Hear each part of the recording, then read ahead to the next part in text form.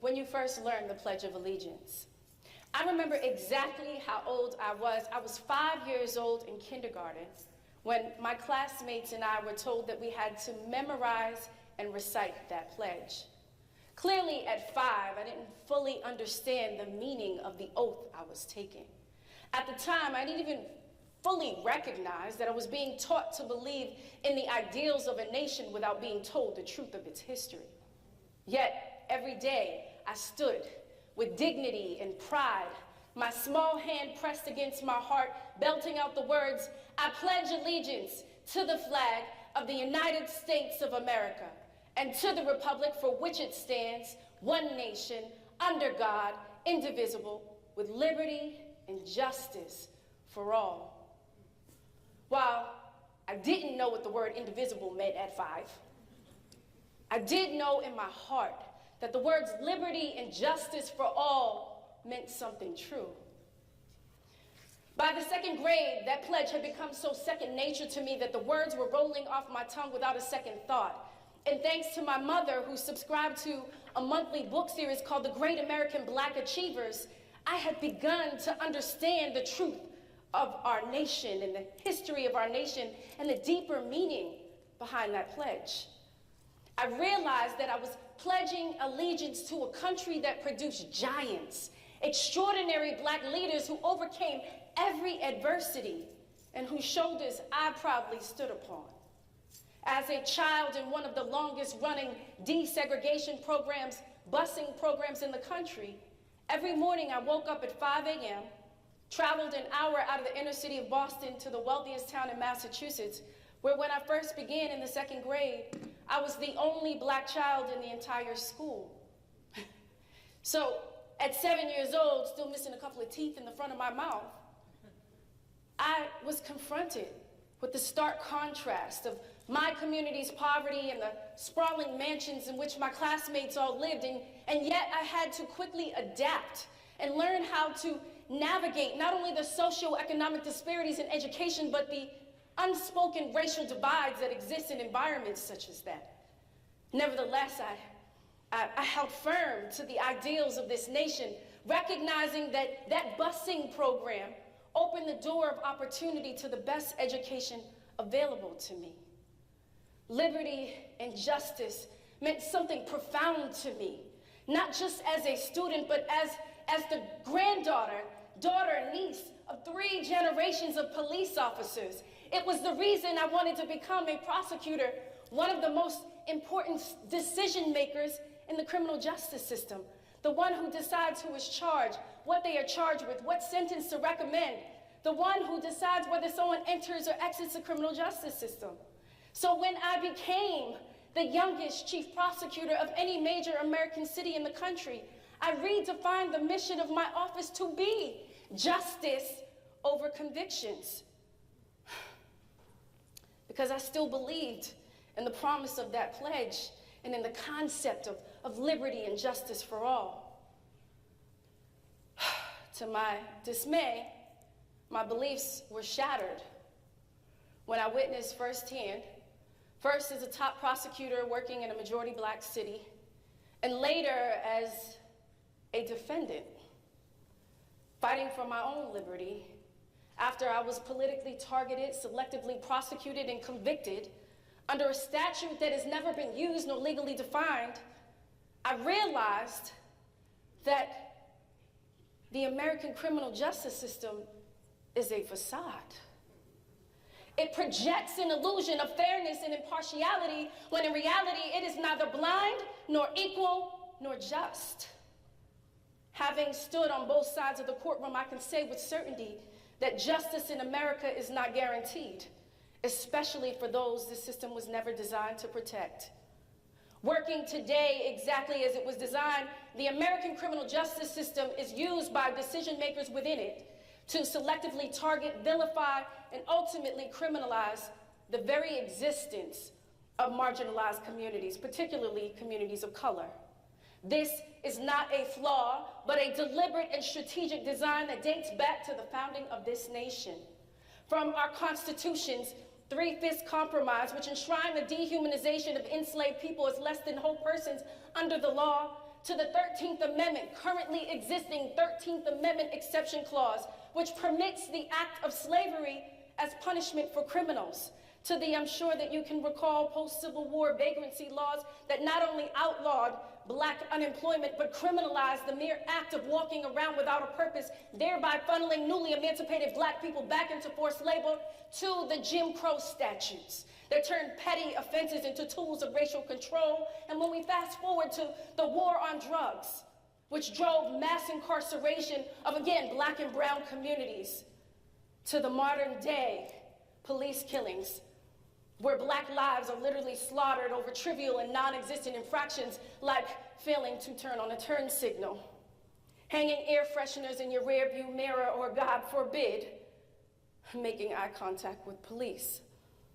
From past to present, the recurring and undeniable theme reveals a cruel indifference to the very survival of people of color in this country. An indifference that is not incidental, but very much foundational to how the American criminal justice system operates. Both the statistics and our daily headlines confirm its ongoing weaponization against the poor, the homeless, those living with mental illness, those battling addiction, or those who are just simply black or brown and now immigrant, judged not only by the color of their skin, but by the language and accents in which they speak. And while many Americans plausibly deny this reality, the truth has been laid to bear at the highest levels of power when entire communities and even generations are not only perceived and treated as criminals, but are explicitly described as such by world and national leaders and then legally sanctioned by the highest court in the land. So what do we do? How do we begin to dismantle the systemic inequities and the explicit subjective biases that are embedded in the American criminal justice system? More importantly, how does this system live up to the ideals of liberty and justice for all? Well, I've learned that the answer is not in tinkering at the margins of an already flawed system. As State's Attorney for Baltimore City, every day I wrestled with its inherent contradictions of being tasked with delivering justice while operating as a cog in a machine built on bias. Despite my numerous attempts at criminal justice reform, I begrudgingly but finally realized that without real economic investments in our communities, without strategies that recognize our shared humanity, or without the extension of empathy to others that don't look like us, minor reforms to the criminal justice system are meaningless. This system is so foundationally flawed that we need an entirely new system of justice altogether. We need not only radical transformation, but a monumental shift that will help to eliminate the subjectivity and the implicit bias that is woven through every component of criminal justice decision-making, from the selective enforcement and culture in policing to prosecutorial discretion to the decisions made in our courts and in our prisons. As I stand here today on this red dot at this TEDx event, I offer my idea worth sharing. It's time that we apply artificial intelligence responsibly to our justice system, designed not to replace humanity, but to reduce bias and increase fairness. In the era of artificial intelligence, it is well past time that we drag the American criminal justice system into the future. Radical transformation should look like the creation and implementation of an AI justice factory, which is a self-improving engine that transforms raw data into intelligence that will help to ensure consistency, objectivity, and transparency in the criminal justice system. Imagine a 21st century justice system powered by truth and not bias.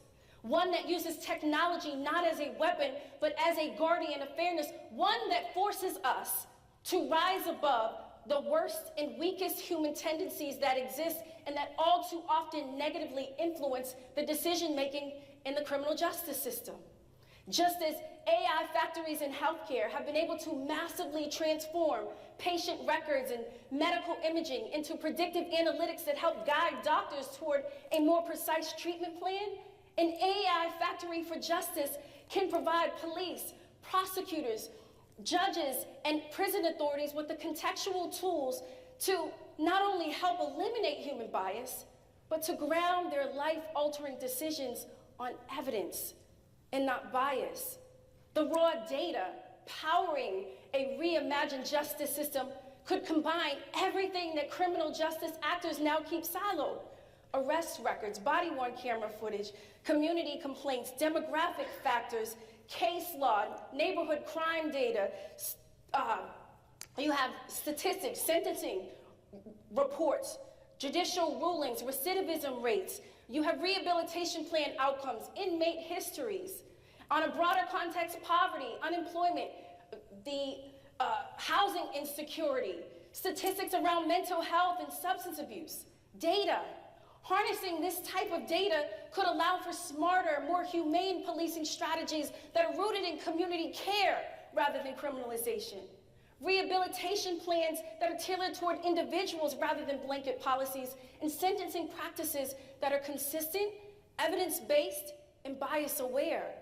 Beyond individual cases, I mean, I have to tell you, at the end of the day, modern technology represents an amazing opportunity to ensure that the criminal justice system is living up to the dream, not just the dream, but the promise of justice.